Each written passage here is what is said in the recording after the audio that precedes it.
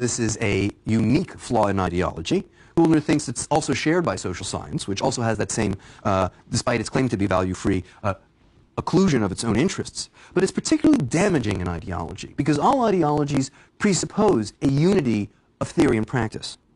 And given that unity of theory and practice, the tendency to see oneself as disinterested gives rise to what we have noted in the history of ideological politics, the phenomena of fanaticism and self-righteousness. Okay. Now, since ideology is a variant of this culture of rational discourse, with its fixation on public objectivity and the grammar of rule-bound inference, to replace with science, is now, at least since the work of Kant in the epistemological turn, held by philosophy. That philosophy is meant to have this sort of cultural prestige and power over the rest of the culture that once religion and science had held, at least in its own self-description. Rorty's argument is that such a development is similar to what Nietzsche called the shadow of God. God is dead, but his shadow lingers on. That we haven't really achieved a truly secular culture. Because a truly secular culture should have no architectonic discipline. There should not be one true and ultimate source of truth which governs all the others. An appreciation for individual liberty in keeping with the conceptions of the Enlightenment, while on the other hand allowing for an activist state, a state that will intervene to ensure the welfare of all of its citizens. Indeed, the imprint of the Enlightenment is all over Rawls' defense of social democracy. We can see it in his invocation of the French revolutionary ideals of liberty, equality, and fraternity. We can see it in his faith in the univocal power of reason, which shows up in his belief that in the original position, his version of the social contract, where we have no knowledge of our future interests and are therefore dispassionate, we will be purely rational, and reason itself a state that was organized around a parliament that held sovereignty, and whose function was to ensure the rights and properties of individuals. But the 20th century saw the rise of an activist state, a state whose power was not necessarily in the legislature, but rather in the executive, a state that was administrative, whose social welfare policies traded in entitlements rather than natural rights, and where real power often resided in a bureaucratic officialdom rather than in a traditional elected legislature. So the problem for political theorists was what to make of, how to react to this divergence between Enlightenment. Modern science and mathematics were so spectacularly successful because they deal only with the way things appear to us, not the way things really are in themselves. They deal only with what Kant called the phenomenal world, the world of appearances. Whereas the big questions of metaphysics and the good concern things as they are in themselves, what Kant called the noumenal world, after the Greek word for pure reason, nous. The world studied by science, in other words, Kant is telling us, is the world that can be experienced through our senses. And in order to be able to experience that world, we impose on it as if a kind of greed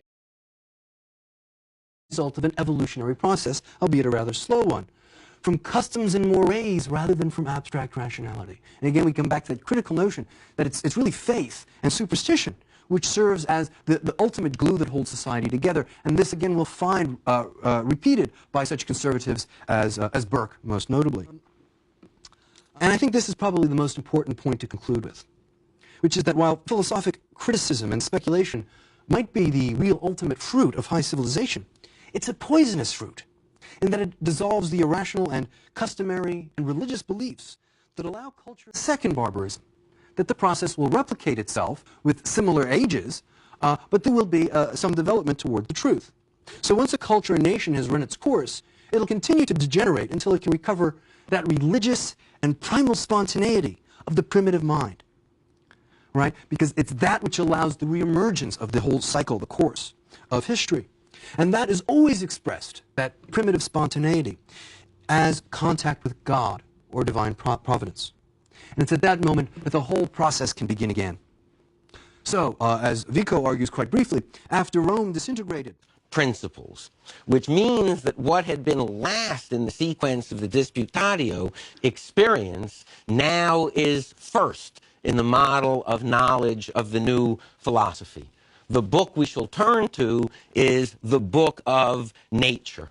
And knowledge from experience linked to experiment becomes the beginning of the search for truth. Let experience and nature inductively, logically understood, decide what we believe about the world in which we find ourselves. Right, the kind of people who fall down into wells because they're contemplating the sky. That was the first philosopher, Thales. Famous joke about him. Looking at the heavens, he fell down a well. Philosophers are like that. They're people who've seen the light and now have to adjust to the darkness of what we call the real world. They're not good at making money. Socrates wasn't. Right? They're not good at playing political power games. Socrates wasn't. They don't teach the sort of things that sophists teach. Right? Sophists are good at political power games. Socrates is not. But the kind of person you want to really rule the city is not the sophists, not the people who believe in political power games, not the political consultants and the people who listen to political consultants. You don't want them. You want the people who've seen what the true good really is. Looking straight ahead at the shadows, and you think that those shadows are the only real thing. And like so many other people, you say, that's the real world. That's the practical world. That's the world of what matters. That's the world of money, for instance, right? And for many of us, that's the real world. Well, for Plato, it's not. But you can't see that until something changes in your life. What has to change, metaphorically, is you have to first be liberated, unchained, so you can turn around. And that's the second thing. You get unchained or liberated, right? And the image of freedom and liberation is crucial here. You also turn around. And the word for turning is the word that gets translated into Latin as conversio, from which we get our word conversion. Right? This is a conversion experience.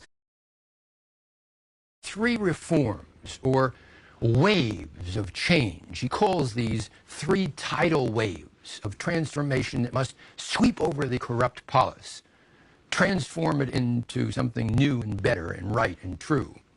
And these three waves of change, according to Socrates, are first of all to make women and men equal in terms of their qualifications for rule. Now this is critical, important, because at this time women were regarded, as we'll see when we talk about Aristotle, as those who must perform no public duties. Practical reasoning as in theoretical reasoning. Now, of course, Kant emphasizes that only rational beings can do this, imaginatively place themselves above their own particular desires and purposes, and so rise above their physical and biological being. Only by the exercise of human reason can we attain such an objective, and thereby separate ourselves from the beasts. Putting it this way, I think we can see that Kant has an interesting idea here about how to find universal truths in the realm of practical reason, in the realm of values and ethics, and so on.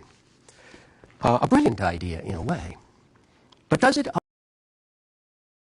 A state that was organized around a parliament that held sovereignty, and whose function was to ensure the rights and properties of individuals.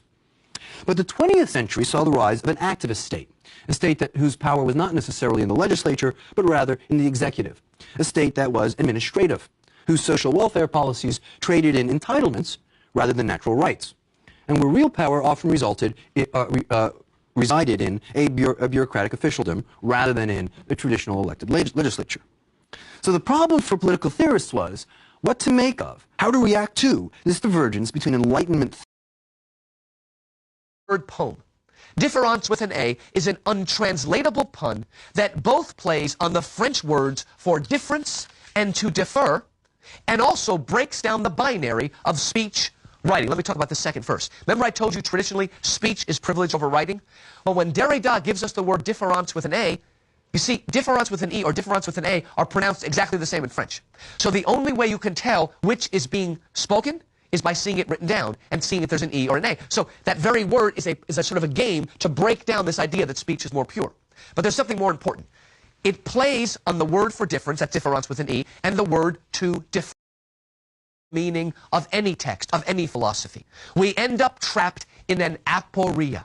Aporia is the Greek word for waylessness. In other words, we get lost. We get caught in an aporia, and when we're in an aporia, we are in a state of suspension in which meaning is always already deferred. We think we're going to find it, and it escapes us. Aporia. Let me give you an example. In every major city in this country, they are working on the highway system, and they're closing up a lane to fix it. And you're driving along in traffic and saying, when is this traffic going to end? And you think, when they finish that lane, I'm going to just zip right to work. But what happens as soon as they finish fixing the lane? They start another one. It's perpetually deferred. You're stuck in an aporia. You're never... is in many ways the essence of enlightenment, as Kant defines it.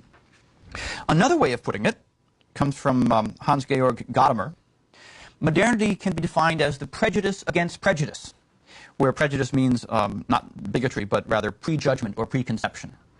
Modernity is a prejudice against any form of thought which is based on prior culture, education, or tradition, as if you could start anew without any preconceived notions and just figure it out all for yourself. That's modernity. It's as if in modernity we're all Adam or Eve, starting from scratch, without being tied up, untrammeled by. The essence of modernity is hostility to tradition. And then modernity recognizes, oh, modernity is itself a tradition.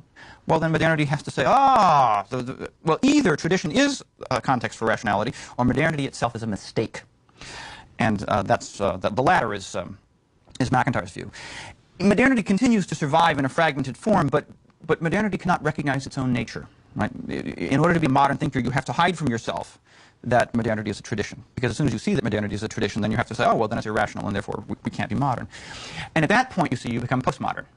One way of saying what postmodernity is all about is to say postmodernity